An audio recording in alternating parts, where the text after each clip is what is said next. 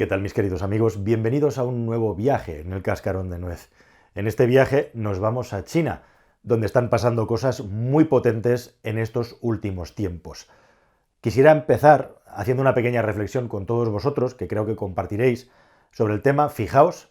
cómo ha estado inundando nuestras vidas todo el asunto del COVID durante más de 2 años atrás, y de repente en los últimos meses, con el cambio de norma, con el cambio de reglas, con el cambio de cuantificación, ha habido un cambio en el que ahora parece que estamos en el otro lado de la balanza y del COVID prácticamente no se habla más que de una manera residual, pero desde luego no está en el foco de la atención de los medios de comunicación y también de todo lo que ocurre tanto en nuestro día a día como en nuestras vidas. Tenemos ahora unos niveles de libertad y unos niveles de apertura en relación a esta enfermedad nueva que no tienen absolutamente nada que ver con lo que teníamos hace meses, pero sobre todo me quiero referir al estado mental de la cuestión y cómo los medios de comunicación contribuyen a crearlo siguiendo el paso de las normativas que marca el gobierno. Y de repente es como si directamente se hubiera esfumado, ¿no? ¿Cómo puede ser que hayamos acabado tan condicionados, tan amedrentados durante todo este tiempo? Evidentemente ahora sabemos mucho más del tema, estamos vacunados la mayoría, tenemos una serie de protecciones, ya sea artificiales, a través de las vacunas que nos hemos puesto, y también naturales, gracias a que nuestros anticuerpos se han relacionado ya con este nuevo tipo de enfermedad provocada por un virus, y en las personas más o menos sanas, en las personas con determinadas edades, la capacidad para reaccionar de nuestros cuerpos con esta suma de estos dos factores es mucho mejor que la que teníamos hace 2 años, cuando chocamos de la misma manera que chocaron en su día civilizaciones que no se habían cruzado nunca en la vida, ¿no? O cuando ha habido un nuevo virus y ha sido devastador para la humanidad. Pero precisamente devastador que es este virus, o lo ha sido, ahora ya parece que no, aunque las cifras de incidencia siguen siendo altas y sigue habiendo muchas muertes y personas en las UCIs. ¿Cuántas? Esa sería otra gran pregunta, ¿no? ¿Cuántas personas marcan la diferencia para que esto sea noticia, no sea noticia, la tendencia, etcétera? Pero mientras todo esto está pasando en este mundo pseudo normalizado en el que estamos viviendo, resulta que en China han estado viviendo una realidad muy distinta, y una realidad que ya tenemos la experiencia y el conocimiento para saber que influye directamente en todo lo que ocurre en la economía del mundo. ¿Y qué es lo que está pasando o ha pasado en los últimos meses en China? Bueno, pues ha pasado algo muy potente que nunca vamos a poder saber con seguridad, pero que va a impactar de nuevo en nuestras economías, ya lo está haciendo en los próximos meses, y que nos lleva a pensar qué es lo que está haciendo China y por qué lo está haciendo así. Y en este vídeo exactamente vamos a hablar de eso, vamos a hablar de lo que se habla o lo que se presupone que está haciendo ese país, porque si algo tenemos claro a día de hoy es que todo lo que ocurre en China ahora mismo influye decisivamente en lo que pasa en nuestras latitudes. Venga, vamos a ello.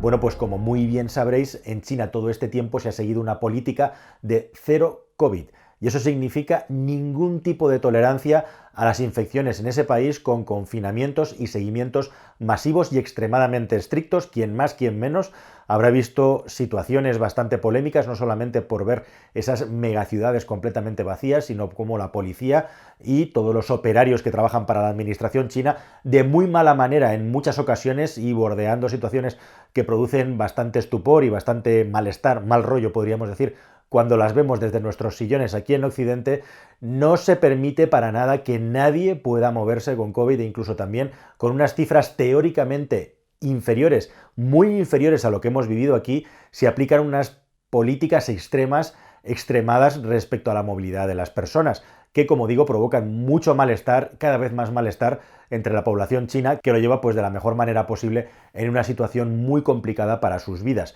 Estamos hablando que en una área metropolitana como la de Pekín llevan 3 semanas ya de confinamiento, ahora empieza a abrirse un poquito la cosa, pero es que en una área metropolitana como la de Shanghái, con más de 25 millones de personas, si sumas esas dos áreas metropolitanas ya tienes la población de España contenida ahí en esas dos zonas. Están padeciendo un confinamiento extremadamente estricto que les ha llevado más de 2 meses. De hecho, llevan ya más de 2 meses y medio en determinadas áreas de Shanghái completamente confinados, y en una situación, como digo, extrema, en la que la población está cada vez más agitada y más nerviosa. Y todo esto con unas tasas de contagio, con unos niveles de contagio que en algunos casos llegan a los 50 por 10.000 habitantes, cuando aquí estábamos rasgándonos las vestiduras y clamando al cielo cuando teníamos contagios de 200, 300 por 10.000 habitantes, luego llegamos a los 2.000, a los 5.000 y a los 15.000 y ya la cosa cambió porque todo había cambiado. Pero la cuestión es que esta política de cero COVID en China llama mucho la atención, sobre todo cuando miras los mapas y te encuentras que en los países limítrofes, en Corea del Sur, en Japón o en la mismísima Taiwán, que era objeto de un vídeo en este canal recientemente, los niveles de contagios están disparados con unas cifras que no tienen absolutamente nada que ver con China. Y uno se pregunta qué está pasando ahí, cómo es posible que en un país como China haya tan pocos contagios cuando fue el foco, el inicio de toda esta infección y cuando efectivamente ahora con la variante Omicron se han tomado medidas radicales respecto al confinamiento. Están mintiendo con los datos, nos están ocultando información. Hay muchos analistas que afirman sin ningún género de duda que sí, que es así. Pero la cuestión es que haya más o menos contagios, estos confinamientos tienen una influencia decisiva en la producción de las fábricas, en el movimiento de personas y de mercancías, y el paradigma de todo esto ha sido el aeropuerto de Shanghái, donde debido a este colapso provocado por el asunto del confinamiento hay un montón de trabajo que sacar ahora adelante que se suma a los retrasos que ya tenían las cadenas de producción. En definitiva, que una crisis en China puede acabar provocando un tsunami, una oleada de crisis en el resto de países occidentales, especialmente los que tenemos una vinculación más fuerte comercialmente con China, como son los Estados Unidos y como son todos los Estados Unidos de Europa. Y eso es lo que está pasando exactamente, y esa es la amenaza que viene con fuerza. Y la gran cuestión también aquí es por qué China ha tomado esta decisión. Desde un punto de vista propagandístico se dice que para China es muy importante que la población sienta que el país es capaz de vencer al virus mucho antes que lo hacen los países occidentales, que priman el dinero y el negocio y la economía al bienestar de sus personas. Pero la cuestión es que esta política de cero COVID, con más o menos casos reales, lo que está provocando es que se retrase el contagio de amplios núcleos de población en un país con 1.400 millones de habitantes, y en definitiva lo que hace también es que se retrase una posible inmunización masiva y por ende una salida más anticipada, una salida acelerada de la gran problemática que puede provocar el coronavirus en un país como China. ¿O quiere esto decir que van despacito, van a sorbitos y por lo tanto pueden acabar prolongando todo este problema mucho más tiempo de lo que se va a prolongar en otros países occidentales? Y eso lo estamos viendo ahora. Se habla también, se analiza, se intenta discutir que uno de los motivos por los que China podría estar haciendo esto